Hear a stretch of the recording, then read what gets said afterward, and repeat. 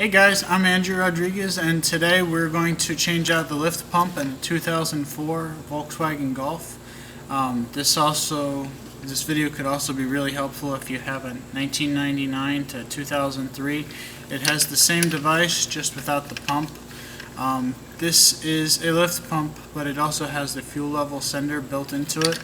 The fuel level sender is this float right here, and there is a bit of wiring on the side here. It senses how high the fuel level is.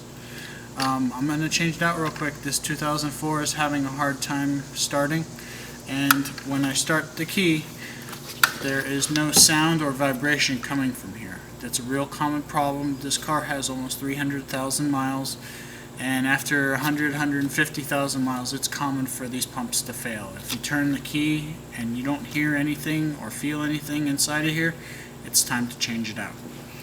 The first thing I'm going to do is take the cover plate off. You're going to need a very large Phillips screwdriver to do that. It's held in by 3 screws.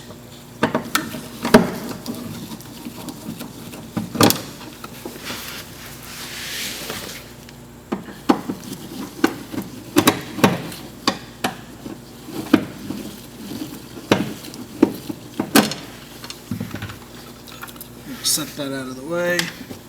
This cover plate should pop right off. I'll use a little pick to help it. Comes off. Alright, so if you have a 99 to 2003, you're only going to have 2 or 3 wires on this. This has an actual pump inside of it, so there are 4 wires on here. That's to power the pump and for the fuel level sender. So remove the plug.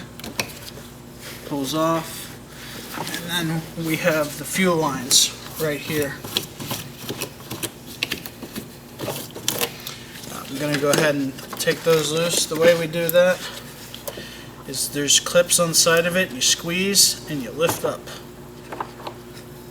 Squeeze and lift up. I'll give you a better shot of that in a second. Okay, so this is the fuel line, and I'm going to show you that clip that releases it. This is the bottom of the fuel line, but right above it there's this line right here. From this line on up, that's the clip that you have to push in with your finger. It'll push in, it releases it from the fitting on the fuel pump. Very easy as long as you know what to do. Remember, that's the part you push in, it is on the front. Not back here, it's up here.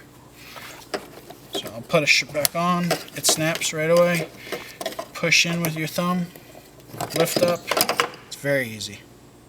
Alright, next part of this procedure that's real important for the fuel level sender, getting the level right, is there's an arrow right here. This arrow is pointing directly over at this screw hole right here.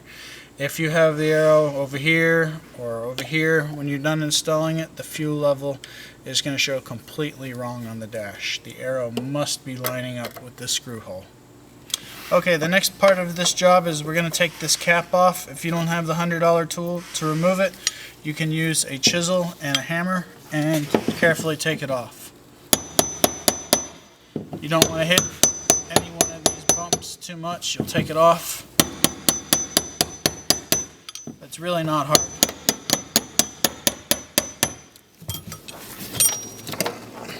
What happened here is the fuel line got in the way.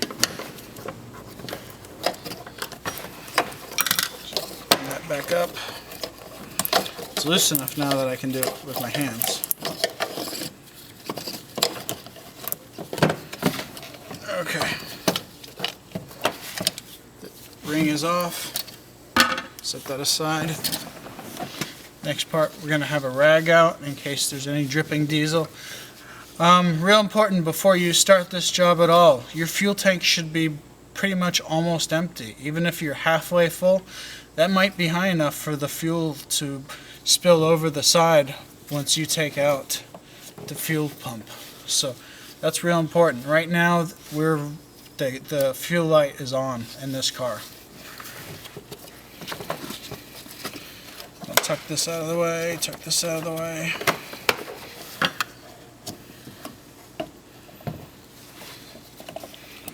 pump up. Now I have a plastic bin I'm ready to drop it in. Go ahead and pull the seal off. This is reusable, you don't need to replace it unless you rip it.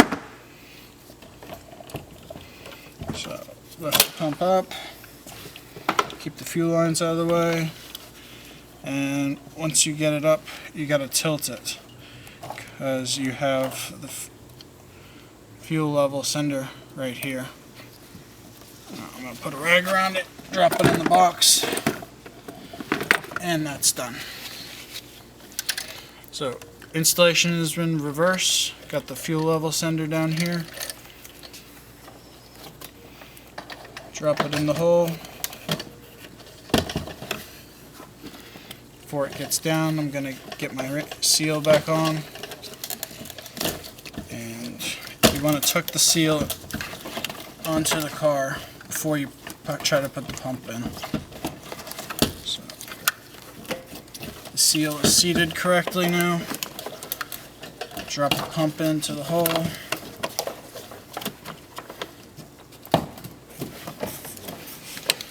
Alright, got the line pointing at the screw hole, or the arrow pointing to the screw hole. Now push down, and it's popping up. It's because of the fuel and other things. I'm going to drop the cap back on.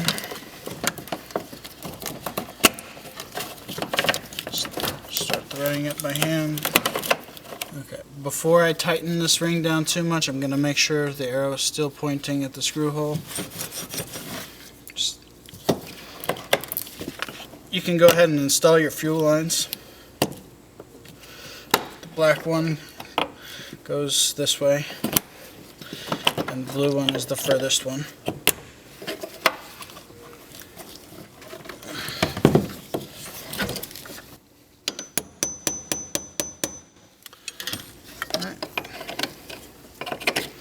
And we're all set to roll.